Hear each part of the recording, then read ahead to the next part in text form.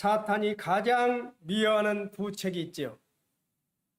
사탄이 제일 미워하는 두 책이 성경 66권 중에서 두 책이 있는데 바로 제일 앞에 창세기죠.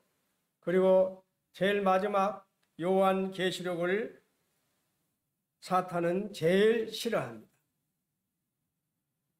왜 그럴까요? 이 두 책은 사탄의 몰락을 예언하고 있고 묘사하고 있기 때문입니다. 창세기에는 그 몰락을 시킬 자가 누구인지를 설명하고 있지요. 사탄을 몰락시킬 자가 누구인지를 이렇게 예언하고 있고 요한계시록에서는 그의 몰락의 전 과정을 묘사하고 있기 때문에 사탄은 사람들이 그 사실을 알기를 원치 않는 것입니다. 그래서 사탄은 사람들로 하여금 그 두 책을 절대 읽지 못하게 여러 가지 술책을 쓰고 있는 것이죠. 그래서 대표적인 술책으로 어떻게 합니까? 창세기는 비과학적이라. 그렇죠? 우리가 창세기를 읽어보면 말이 안 맞잖아요. 우리 상식으로 생각하면. 비과학적이라고, 너무나 비과학적인 책이 창세기라고. 그리고 요한계시록은 너무나 신비로운 책이라고. 마귀들은 이렇게 속삭이고 우리에게 창세기나 요한계시록을 보지 못하도록 하는 것이죠. 창세기는 인간들이 반드시 알고 있어야 할 가장 중요한 역사적인 사실의 기록인 것입니다. 창세기는 비과학적인 책이 아니라 초과학적인 역사적인 책이죠. 우리 그리스도인들은 역사적인 사실을 알고 확실히 믿고 또 사탄의 정체를 우리는 확실히 알고 진리를 전파해야 할 의무가 있는 성도이죠. 그래서 저는 오늘 영적 전쟁은 사탄과 타오지 않는 것이라는 그런 주제로 이 말씀을 선택을 한 것입니다. 영적 전쟁은 개인의 상태에 따라서 많은 영향을 미치고 또 우리가 그 상태에 따라서 우리가 살아갈 때 요동을 치지요. 그리고 마귀들이 절대 가만히 있지 않죠. 틈만 있으면 틈새를 공격하죠. 저는 저희 집에 그 세탁기 속으로 들어오는 지를 보면서 큰 교훈을 얻었습니다. 그 지도 어떻게든지 들으려고 세탁기에 그 하수구에 들은 연결된 호스를 다 갉아가지고 그렇게 해서 세탁기로 들어오는 걸 보았어요. 사탄도 틈만 있으면 들으려고 하죠. 틈만 있으면 문제를 일으키려고 합니다. 영적 전쟁은 교회 각 영역에서 많은 영향을 주지요.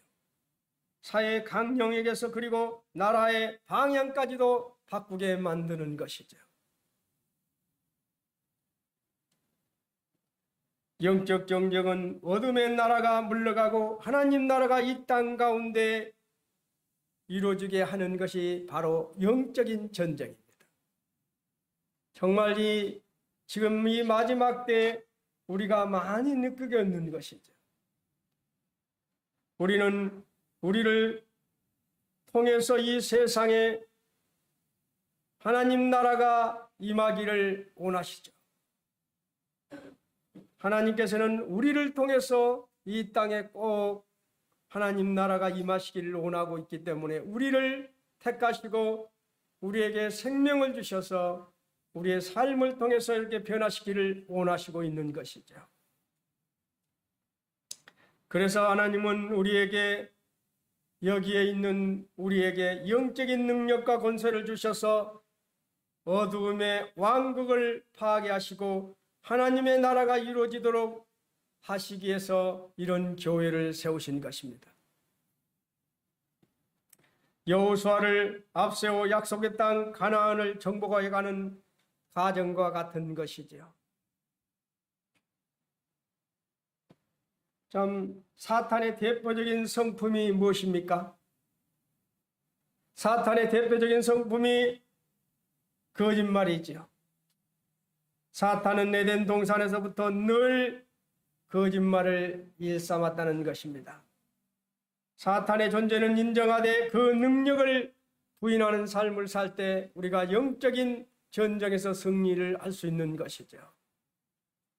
사탄의 존재는 인정하자는 것입니다.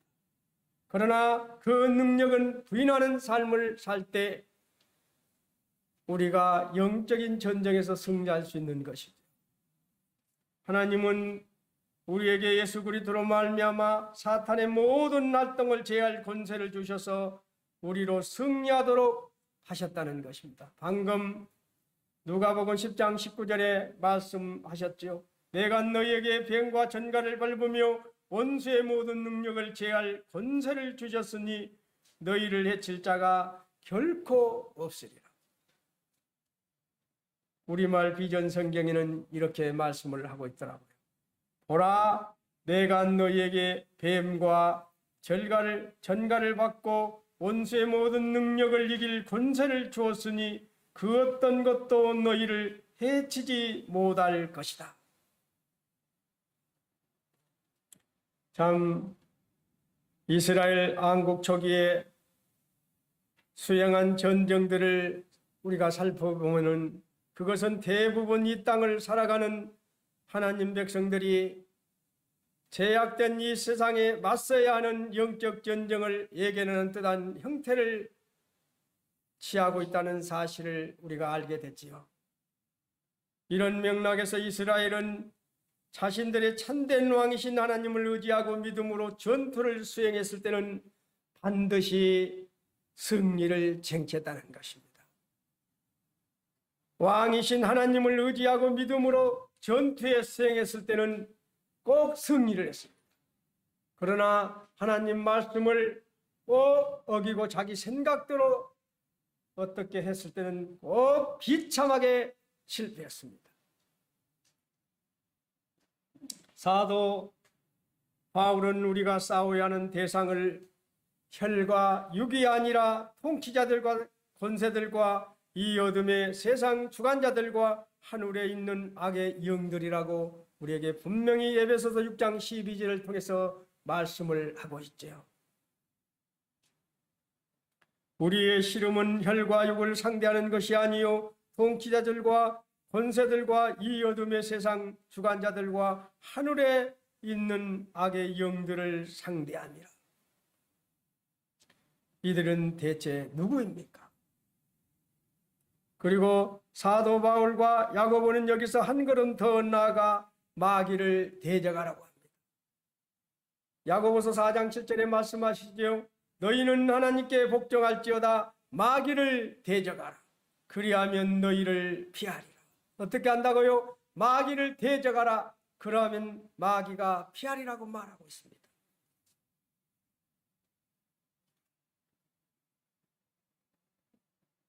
그리스도인들이 사탄 마귀를 어떻게 대적할 수 있는 것입니까? 있다면 어떻게 하는 것입니까? 여기 그 놀라운 대답의 실마리가 있습니다. 사도 바울은 에베소서와 골로새의 말씀을 통해서 악한 영들에 대해서 언급을 하고 있는 것이죠. 사도 바울이 말하는 악령 사탄들은 같은 어떤 수준일까요? 사탄들은 더러운 마음을 품은 자들, 더러운 행동을 하는 자들에게 붙지어 정말 깨끗한 마음을 품고 정말 주님만을 의지하고 살아가는 자에게 마귀는 붙지 않습니다.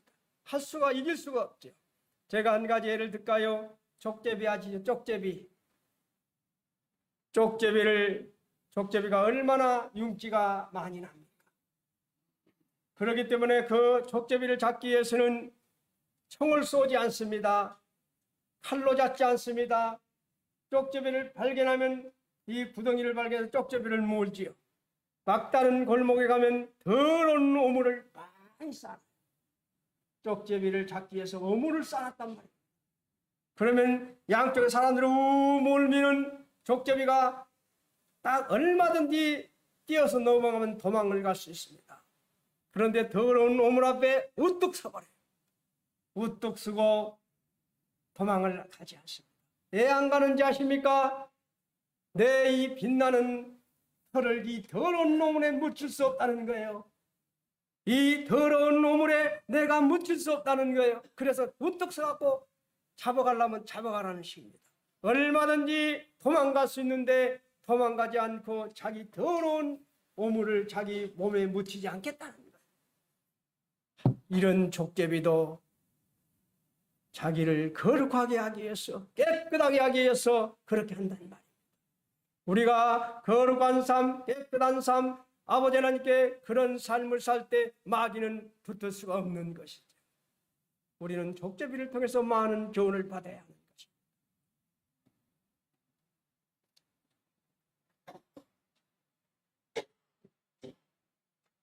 사탄의 우두머리가 누구였습니까?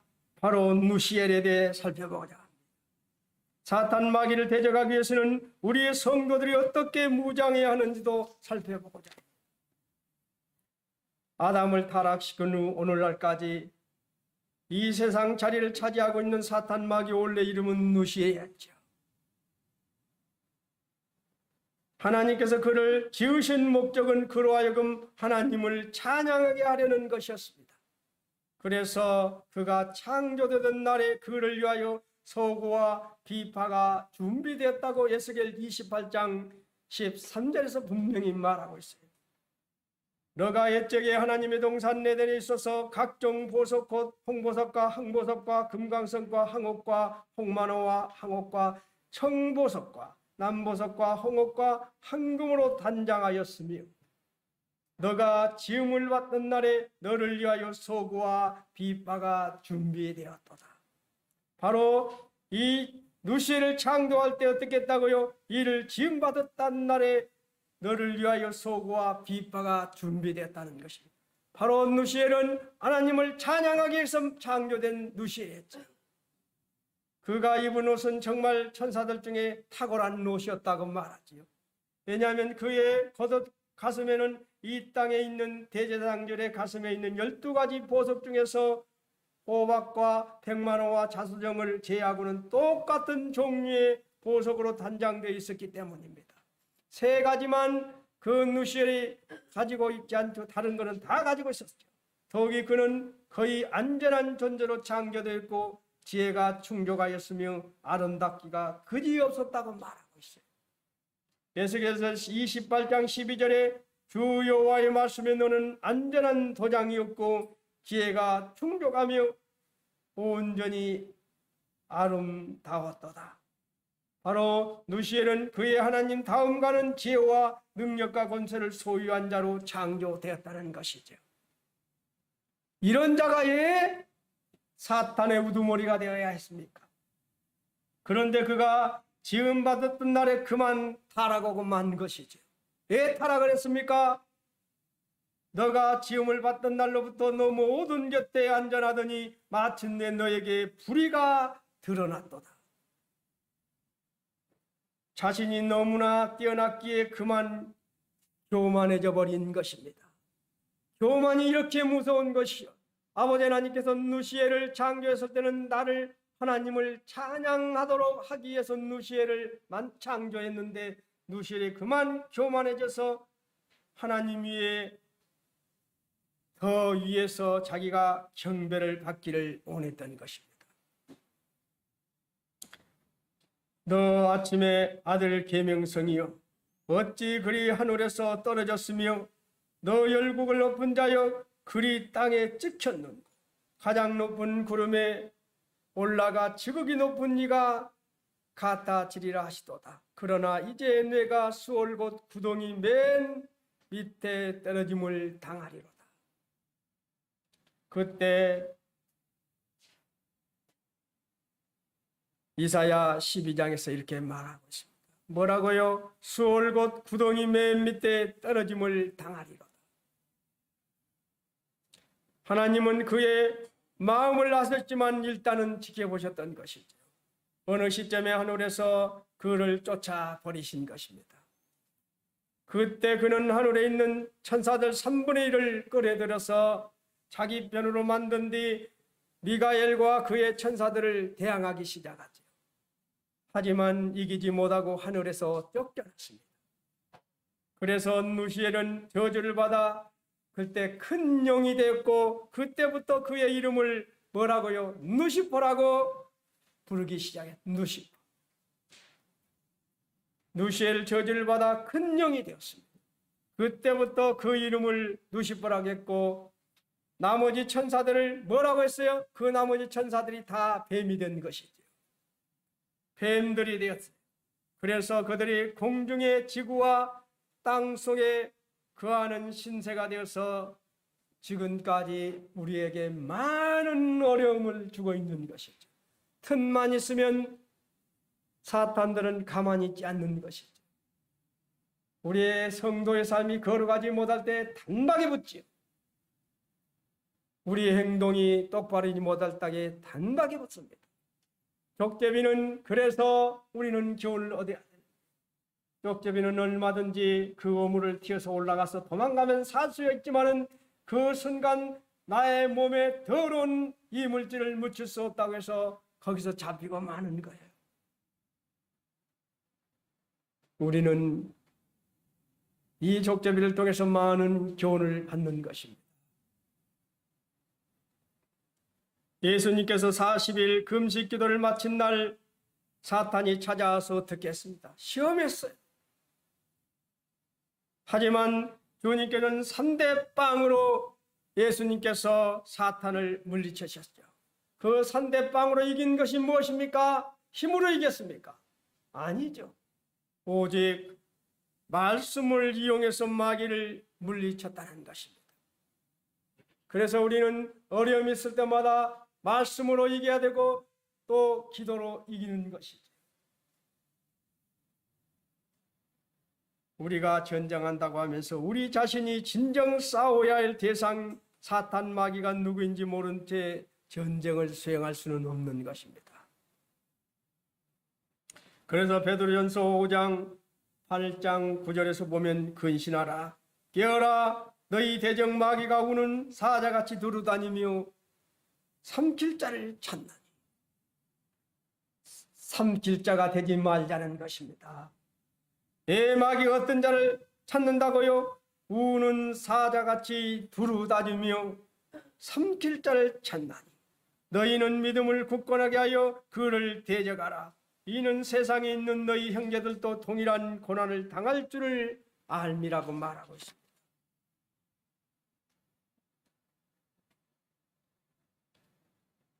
야고보서 4장 7절에도 너희는 하나님께 복종할지어다 마귀를 대적하라. 그리하면 너희를 피하리라고 말하고 있습니다.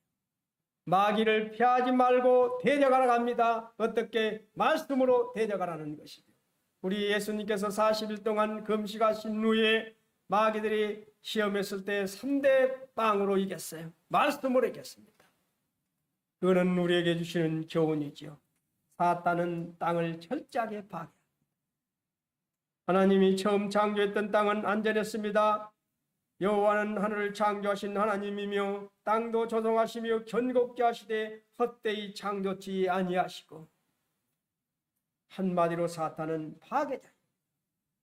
하나님께서 창조하신 하늘과 땅 중에 사탄은 땅을 무참하게 파괴했던 것입니다.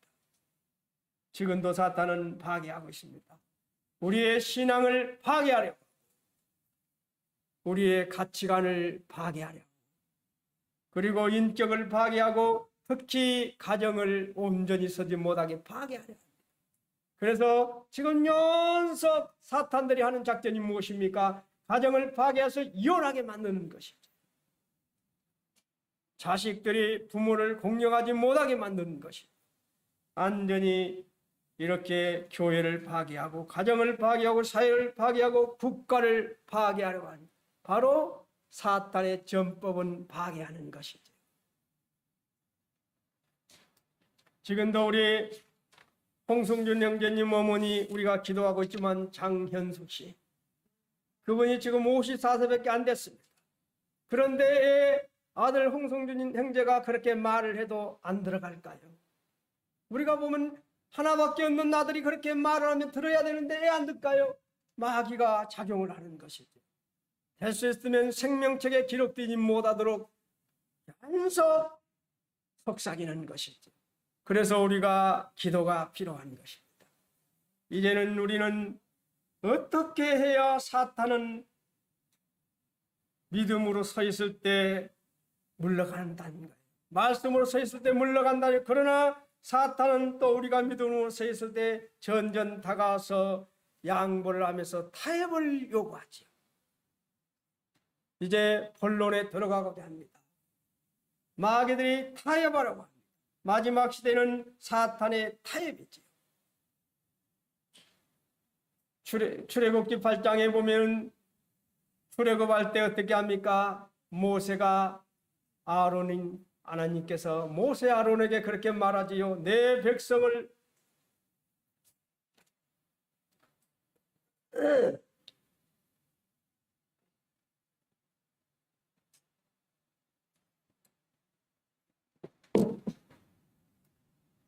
하나님께서 바로가 너희에게 이적을 보이라 하거든 지팡이를 바로 앞에 던지라 하지요. 그래서 바로 앞에 가서 지팡이를 던지니까 뱀이 되었지요. 뱀이 되니까 바로도 술사들을 불러서 그 술사들에게 뱀을 되게 만들어라 하니까 뱀이 됐지요. 그때 아론이 모세가 던졌던 그 지팡이 뱀이 다 다른 뱀을 잡아먹어 버렸죠.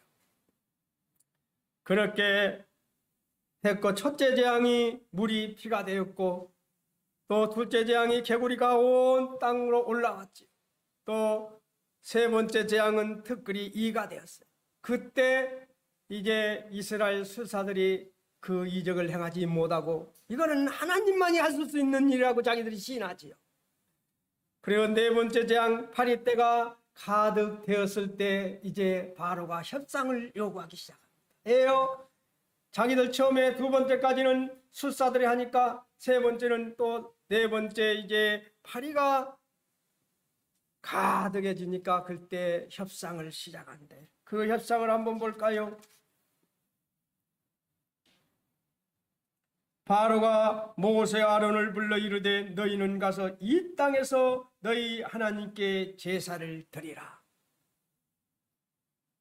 바로는 강으로 갈 필요 없이 이 땅에서 너희 하나님께 제사를 드리라고 말하고 있습니다. 이 땅에서.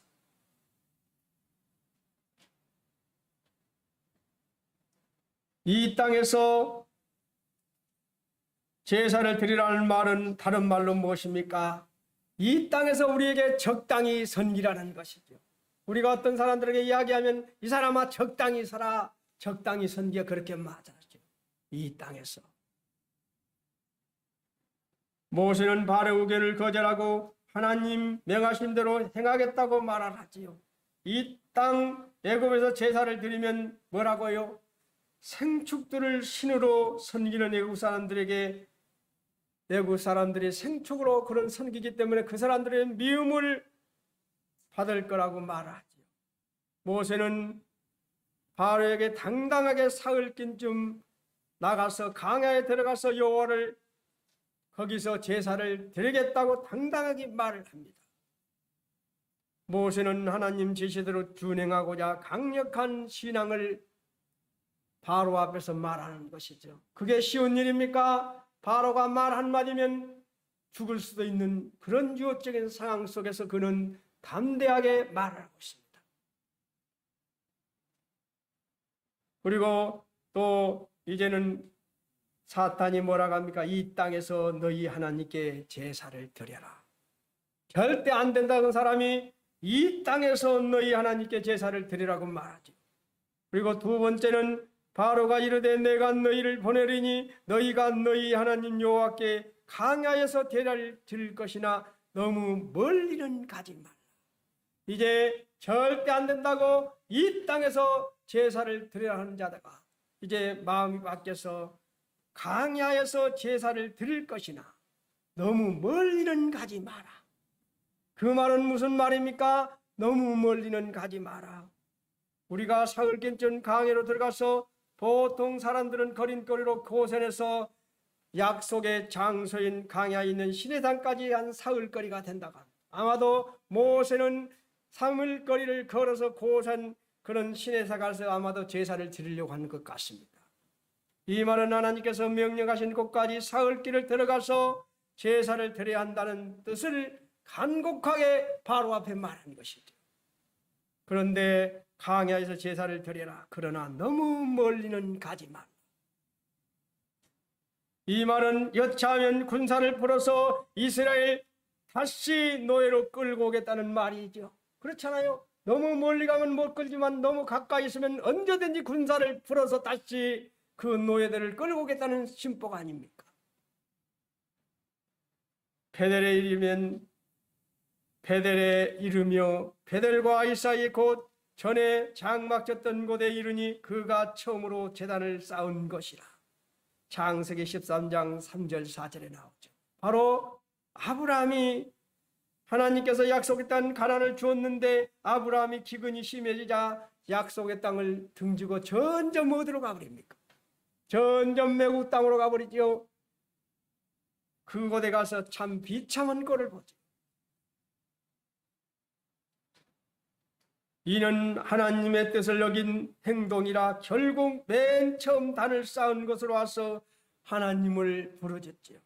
우리는 살아가면서 아브라함처럼 바로 뉘우치고 제일 처음에 신앙을 회복하는 것이 마귀로부터 우리가 멀어질 수밖에 없는 길이죠. 바로 이렇게 제단 쌓은 것으로 돌아야 하는 것이죠. 누구처럼? 아브라함처럼.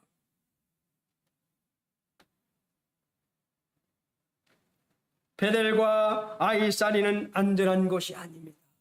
그렇죠. 베델과 아이사리는 안전한 곳이 아닙니다. 하나님의 집과 세상 사이는 양다리의 신앙이죠. 그렇죠. 베델 이렇게 하면 베델 갔다가 이렇게 하면 세상 갔다가 왔다 갔다 하면 안 되지요. 바로 사탄이 제일 요구하는 것이 무엇입니까? 베델에 양다리를 짓고 베델에서 예배드리기를 원하는데 양다리를 짓고 한쪽은 좀 오면 이렇게 가고 박쥐신앙을 하면 안 되는 것이죠. 제가 박쥐신앙을 설명하려도 알겠지만 박쥐가 어떤 것입니까? 어떨 때는 새가 되고 어떨 때는 진승처럼 행동. 박쥐신앙에서는 안 된다는 것이죠. 두 발을 베델에 두는 것이 진짜 신앙입니다.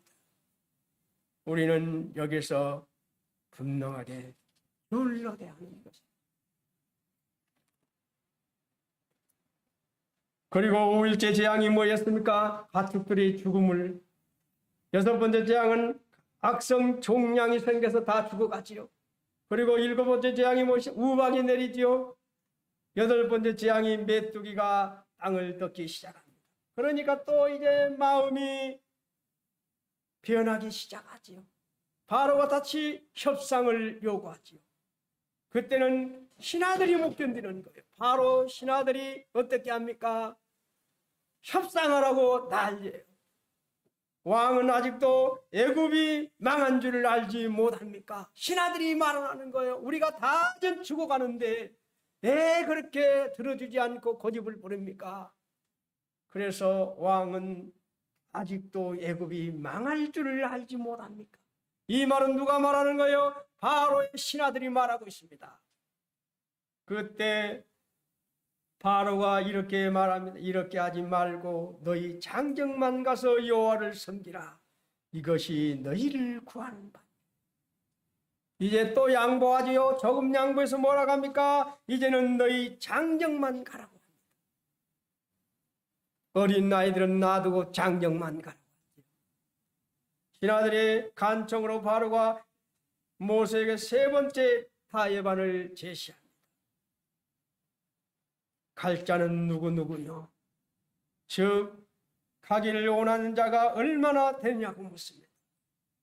모세는 남녀노소 즉 나이나 성에 상관없이 온 백성이 가축을 데리고 떠나야 한다고 말을 하지요. 모세는 그 이유를 하나님 앞에 절기를 지켜야 하기 때문이라고 당당히 설명하고 있는 것입니다. 우리는 살아가면서 누구에게 말할 때 나는 주일날 예배를 드리기 첫째라고 말을 하는 것이지요. 바로 모세가 이렇게 바로 앞에서 여호와 앞에 절기를 지켜야 하기 때문이라고 말하는 것은, 우리가 살아가면서 세상 사람들은 야 이 사람아 조금 일요일날 그렇게만 빠질 수도 있는 것이지, 이 사람아 좀 하루 수요일날 빠진다고 무엇이 어째, 이렇게 하면서 연속 우리에게 이야기하지. 여호와 앞에 절기를 지켜야 하기 때문이라고 모세는 바로 앞에 당당히 말을 하는 것이죠. 우리도 세상을 살아가면서 당당히 말할 수 있어야 하는 것이죠. 어린 나이를 남겨두고 장정만 가거라. 남정 곧 남자 어른만 가서 절기를 지키라는 뜻이다. 여자와 어린 나이 그리고 제사는 내게 담보로 맡겨두고 성인 난자만 제사를 드리고 돌아오라는 것이죠. 바로 마귀 같은 전법을 사탄은 쓴다는 말. 전쟁 안 될 것 같으면 조금 내어주면서 다시 협상하지.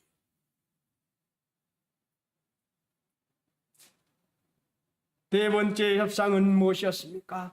바로 아홉 번째 재앙이 흑암의 땅에 임했었지요. 흑암이 3일 동안 애굽에 캄캄해, 앞을 보지 못 3일 동안 캄캄해 보세요. 얼마나 답답하겠습니까? 그런데 이스라엘 백성이 있는 곳 고센 땅에는 뭐예요? 거기는 어둠이 없었지요.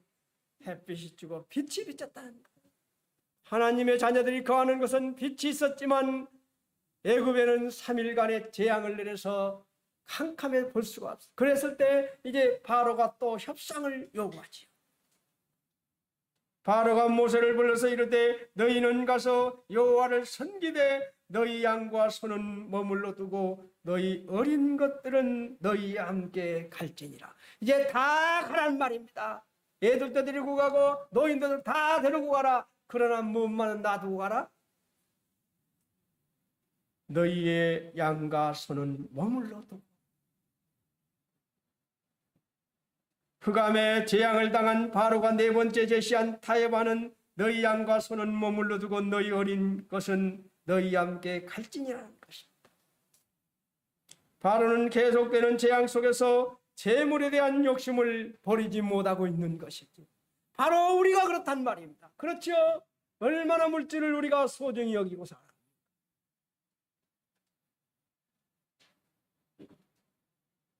이 말은 빈손으로 떠나는 말이죠. 소나 양이 없이는 오랜 강의 생활을 할 수가 없는 것이죠. 그렇죠. 물질이 없으면 오래 못 버티지요. 강야에 가서 살면은 소, 양을 놔두고 오면 그 마음이 어디에 있습니까? 소, 양에게 있는 것이지요. 타지역에 가서 정착하기 힘든 것이지요. 바로는 빈손으로 나간 이스라엘 백성들이 반드시 돌아올 것이라고 생각했습니다. 에요, 마음이 있는 곳에 다 있는 것이죠. 에요, 놔두고 갔으니 언제나 소나 양이 언제나 마음에 있는 게 아니겠습니까? 모세는 바로에게 한 채의 양보도 하지 않습니다. 이러한 모세의 신앙과 결단은 우리에게 깊은 감명을 주는 것이죠. 그래서 하나님의 명령을 지키는 것은 타협이 아니라 명령을 준행하는 것이라는 사실입니다. 하나님의 명령을 지키는 것은 타협이 아니라 뭐라고요? 바로 명령을 준행하는 것입니다. 모세를 통해서 바로에게 주신 하나님의 명령은 내 백성을 보내라, 그들이 광야에서 너를 섬길 것이니라, 이것입니다. 모세가 바로의 모든 타협안과 유혹을 물리치고 바로의 속박에서 이스라엘 민족을 구원한 출애굽 사건은 그리스도께서 사탄의 모든 유혹을 물리치고 주님을 따르는 모든 성도에게 구원하신 십자가의 승리를 상징하고 있는 점에서 더 의미가 있다고 보는 것이죠. 흑암의 재앙으로 온 땅에 어둠이 임하고 고센 땅에 태양의 빛을 비쳤습니다. 하나님을 섬기는데 몸만 가고 소임을 두라는 것은 무엇입니까? 마음을 두고 가라는 것이지요. 마음을 두고 가라는 것이지요. 왜요? 너희들 몸만 같이 손과 양을 놔두면 마음을 두고 가기 때문에 그 이스라엘 백성들이 어떻게 하겠습니까? 언제나 그쪽에 마음을 두고 있는 것이지요. 우리는 마음을 둘 것을 버리라는 것입니다. 바로 하나님의 섬기는데 몸만 가고 소임을 두라는 것은 마음을 두고 가라는 것입니다. 마음이 있는 곳에는 언젠가는 몸은 다시 올 수밖에 없기에 바로는 그 인심을 쓰는 척 타협을 제시한 것입니다. 바로 마귀들의 전법이 이것이라는 것입니다. 내 보물이 있는 그곳에는 내 마음도 있느니라. 사람들은 금액만을 벌 수 있지만 주님은 가부의 두렵돈을 통해 큰 마음을 받으신 분이 우리 주님이시죠. 우리가 보면 두렵돈 이혼입니다. 이혼이 큰 돈입니까? 얘들 우리 하진이도 이혼 주면 안 받아요. 그렇지? 이혼이요, 이혼을 헌금했는데 하나님은 제일 많이 했다. 사람들은 금액만을 보면 말하지만 주님은 가부의 두렵돈을 통해 그 마음을 받으셨다는 것입니다. 모든 것이 하나님의 것이며 모든 것이 하나님께로부터 온 것임을 알고 살아가는 우리가 되었으면 합니다. 내 것이 아니다는 사실. 은도 내 것이에요. 금도 내 것이요 만군의 여호와의 말입니다. 하께서 말씀하시죠. 모세는 모든 타협안을 거절했습니다. 무엇으로 거절했습니까? 믿음으로 거절했습니다. 그리고 하나님 말씀으로 거절했습니다. 믿음이 없이는 하나님께 기쁘시게 하지 못하나니 바로가 무조건 굴복한 신앙 10번째 재앙은 애굽의 장자와 모든 생축이 처음 난 것들이 죽음을 당하는 엄청난 재앙이었죠. 제가 이 설명을 안 해도 잘 알지요. 처음부터 10가지 재앙이 가기 전에 좋은 말로 했을 때 들었더라면 바로가 자기 장자를 잃었을까요? 애굽의 첫 새끼들이 다 죽었을까요? 아니지요. 첫째 재앙, 둘째 재앙, 셋째 재앙, 넷째 재앙 연속하면서 찔끔찔끔 아버지 하나님 사탄은 이렇게 찔끔찔끔 하면서 협상을 요구하다 막판에 가서 어떻게 했습니까? 이제 장자가 죽고 모든 생축 처음 난 새끼들이 다 죽자 앞발 뒷발 다 들어버렸죠. 그럴 때는 어떻게 합니까? 이제는 무조건 나가라는 것입니다. 그렇죠. 여호와께서 애굽 사람으로 백성에게 은혜를 입히게 하사 여호와께서 애굽 사람으로 백성들에게 은혜를 입게 하사 그들의 구하는 대로 주게 하심으로 이스라엘은 값비싼 애굽의 은금 배물과 의복을 가지고 떠날 수밖에 없는 상황을 만들어버렸죠. 저는 이거를 읽어드리고 이제 마치고자 합니다. 출애굽기 12장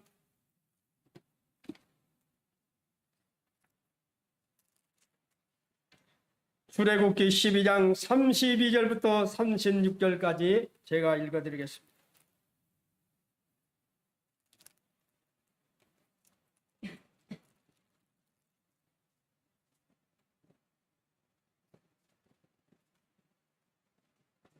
너희가 말한 대로 너희 양과 너희 소도 몰아가고 나를 위하여 축복하라. 참 자존심 없지? 바로 이제 다 안 되겠으니까 너희가 말한 대로 너희 양과 너희 소도 몰아가고 다 가지고 가라. 그리고 나를 위하여 축복하라 하며 애굽 사람들을 말하기를 우리가 다 죽은 자가 되도다 하고 그 백성을 재촉하여 이제 빨리 나가라고 난립니다. 백성들이 그 백성을 재촉하여 그 땅에 속히 내보내려 함으로 그 백성이 발효되지 못한 반죽 담은 그릇을 옷에 싸서 어깨에 매니라. 이스라엘 자손이 모세의 말대로 하여 애굽 사람에게 은금 폐물과 의복을 구하며, 옛날 같으면 구하면 좋겠습니까? 택도 없지요. 이런 상황이 되니까 이스라엘 자손들이 모세의 말대로 하여 애굽 사람들에게 은금 폐물과 의복을 달라고 하니 구하며, 여호와께서 애굽 사람들에게 이스라엘 백성에게 은혜를 입게 하사 그들이 구하는 대로 뭐라고요? 주게 하심으로, 그들이 구하는 대로 주게 하심으로 그들이 애굽 사람의 물품을 취하였다.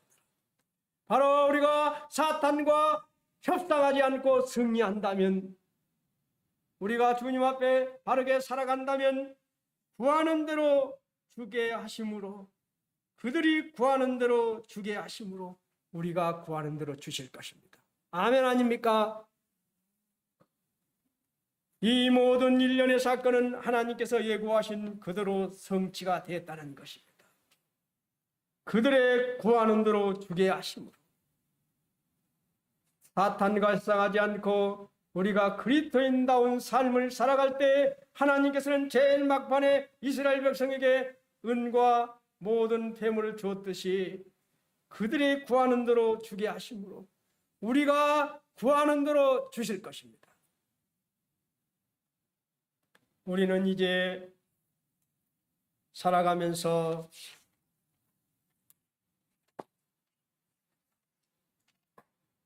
하나님 명령을 지키는 것은 타협이 아니라 명령을 준행하여야 하는 사실을 우리는 마음속에 분명히 각인합시다.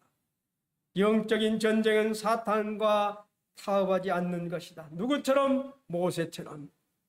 이상으로 마치겠습니다.